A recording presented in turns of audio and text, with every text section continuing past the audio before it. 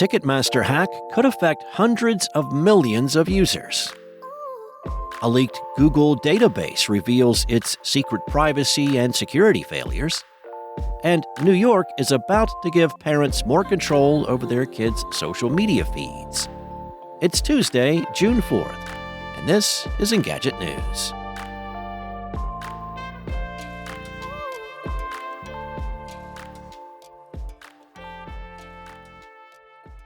Ticketmaster was the victim of a cyber attack. The information stolen allegedly includes personal information from 560 million individuals, including names, numbers, addresses, and partial payment details.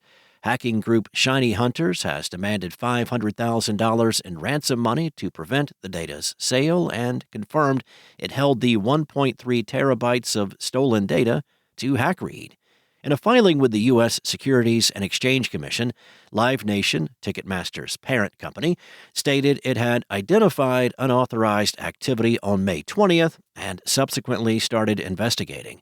On May 27th, a criminal threat actor offered what it alleged to be company user data for sale via the dark web. Live Nation claims to be working to lower the risks posed to its customers and its own business. Ticketmaster has faced previous breaches, including a bot attack during Taylor Swift ticket sales. The company also has a history as a hacker, illegally and repeatedly accessing the computer system of its rival, Songkick. Ticketmaster paid a $10 million criminal fine rather than face prosecution. However, the company's former head of artist services pled guilty to conspiring to commit computer intrusions and wire fraud due to his role in that scheme.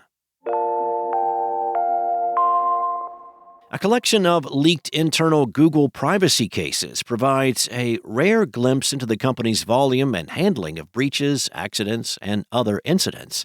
404 Media obtained and poured through the database, which covers thousands of internally flagged privacy and security issues between 2013 and 2018. Google verified its authenticity with Engadget, but claimed some of the reports were related to third-party services or did not end up being cause for concern. A company spokesperson told Engadget at Google employees can quickly flag potential product issues for review by the relevant teams. When an employee submits the flag, they suggest the priority level to the reviewer. The reports obtained by 404 are from over 6 years ago and are examples of these flags. Everyone was reviewed and resolved at that time. In some cases, these employee flags turned out not to be issues at all, or were issues that employees found in third-party services. When taken on an individual level, many cases only impacted a few people or were fixed quickly. But as 404 Media's Joseph Cox wrote, taken as a whole, though, the internal database shows how one of the most powerful and important companies in the world manages and often mismanages a staggering amount of personal, sensitive data on people's lives. Examples include a potential security issue where a government client of a Google Cloud service had its sensitive data accidentally transitioned to a consumer-level product. Google's internal report added that, as a consequence, a U.S.-based location for the data was no longer guaranteed for this customer.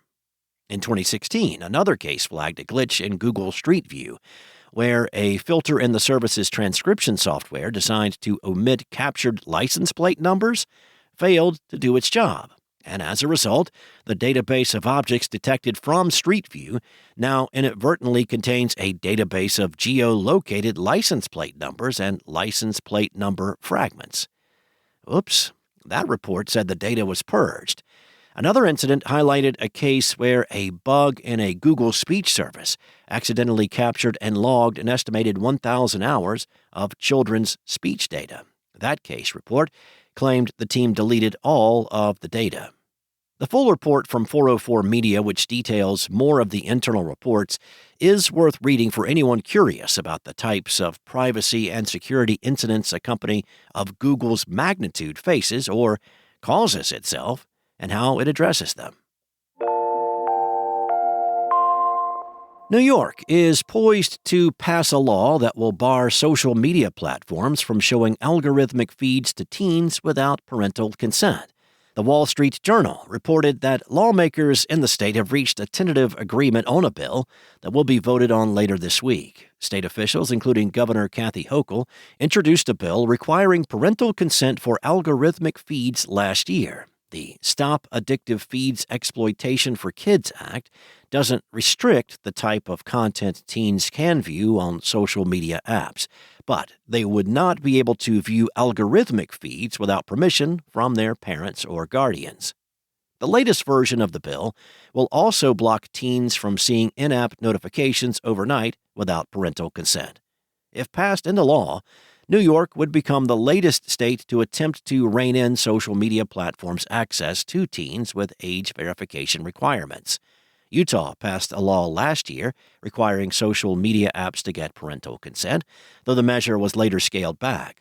Lawmakers in California have also proposed limiting teens' access to algorithmic feeds. Thanks for listening.